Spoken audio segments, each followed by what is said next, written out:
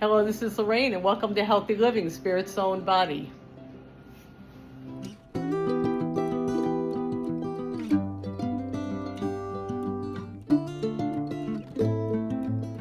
So today we are going to be making sugar-free pumpkin muffins.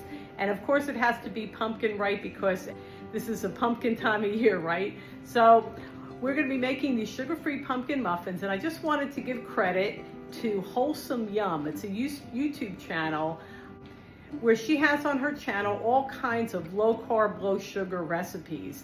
And if you're looking for something that's low carb, low sugar, look up her YouTube channel. She's got a whole bunch of things. So since I was looking for something that would be good for Thanksgiving, low sugar, low carb, I went on her YouTube channel and I found these sugar-free pumpkin muffins. And they sure look really good. So that's what we're gonna be cooking today. And first thing I'm gonna do is talk about the ingredients. So here we go.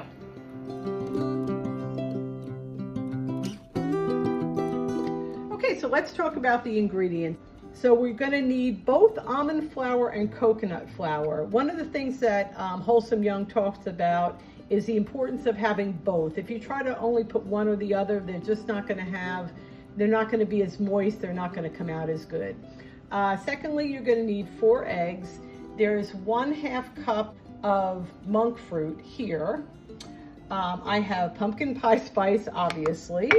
You're gonna need pure pumpkin, not the pumpkin pie ingredients, but the pure pumpkin, actually 3/4 of a cup of the pure pumpkin.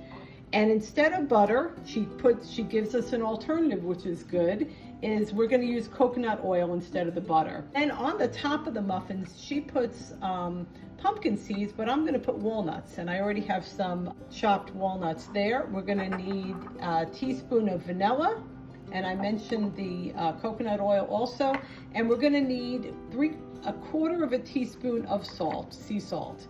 Okay, so the first thing we're gonna do is we're gonna get 1/2 cup of almond flour and 1/2 cup of the coconut flour.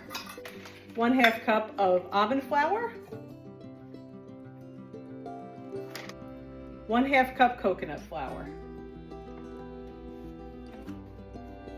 Then I already have set aside 1/2 cup of monk fruit.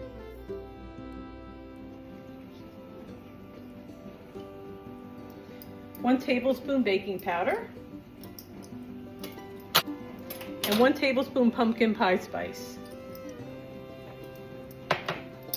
So I'm just gonna stir up these ingredients so everything is well blended. So what we're gonna do is we're gonna use a whisk to mix up the different dry ingredients and make sure that we're getting rid of any kind of lumps that you might see, because you want everything to be uniform. And last but not least, I almost forgot, you have to add 1/4 teaspoon of sea salt. So I just added that, and I'm gonna re-whisk all the ingredients to get that sea salt well blended with the rest of the dry ingredients. Okay, so that should do it. And we are gonna be adding the wet ingredients right into the same bowl, okay? So first thing we're gonna do is we're gonna break in 4 large eggs. Now they say to add the eggs when they're room temperature, and these are not cold. I've had them sit out for a little bit. Okay. Next thing I'm gonna add is the pumpkin puree in the can, okay? So let's do that.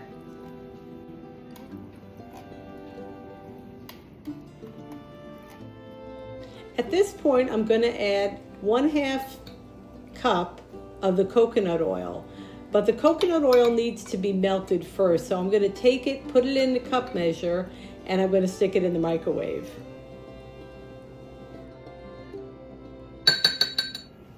At this point, I had added the coconut oil to the mixture, and she adds another special ingredient, which is unsweetened almond milk. 1/2 cup of unsweetened almond milk. So that's the next thing we're gonna add. Okay, so 1/2 cup almond milk.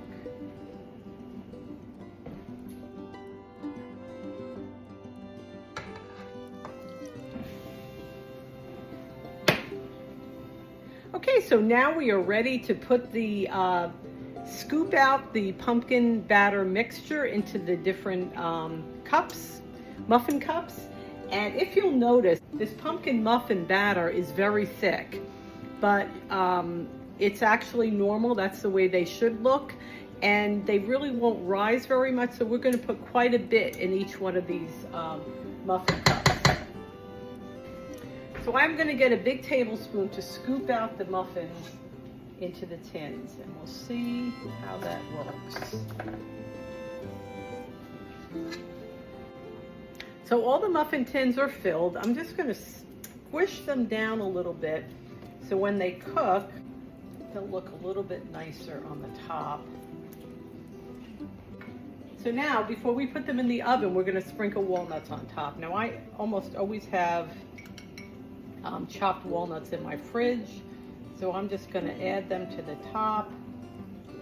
And I really love walnuts, so this is a good addition to these muffins. Pretty much about a half a cup will be good for this whole the dozen muffins. Okay, so now we are ready. We're going to put them in a 350-degree oven for about 25 minutes with the toothpick. Okay, so I just took the muffins out of the oven, and now one of the things that's important is once they're cool enough for you to pull out of here and put on the counter, you should do it, because otherwise they're going to kind of sweat on the bottom, and the consistency, it's going to mess up the consistency of the muffin. And also the best consistency is going to be when they're fully cooled. So you may, put them in the refrigerator or keep them out on the counter for at least an hour.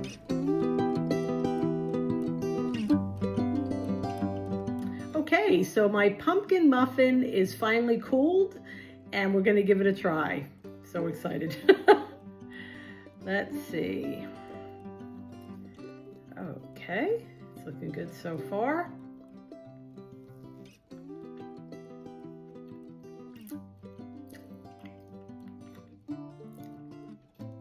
It is extremely good. It is better than I expected. And see how nice it looks on the inside. It's extremely moist. It's not dry at all. And it is really sweet. The monk fruit really, really sweetens it really nicely. And it really tastes pumpkin-y. So I would say this is a great addition to your Thanksgiving meal if you want to serve a healthy dessert. Okay, so check it out, try it out, and add it to your repertoire. So if you like this video, please give me a big thumbs up and subscribe and like, and share it with people that are looking for a healthy alternative to Thanksgiving dessert. Okay, it's like I always say, healthy can be delicious, and it's always good to add to your repertoire some good healthy dishes that don't have to use butter and processed sugar. Okay, so have an absolutely wonderful week, and I'll talk to you soon. Bye-bye now.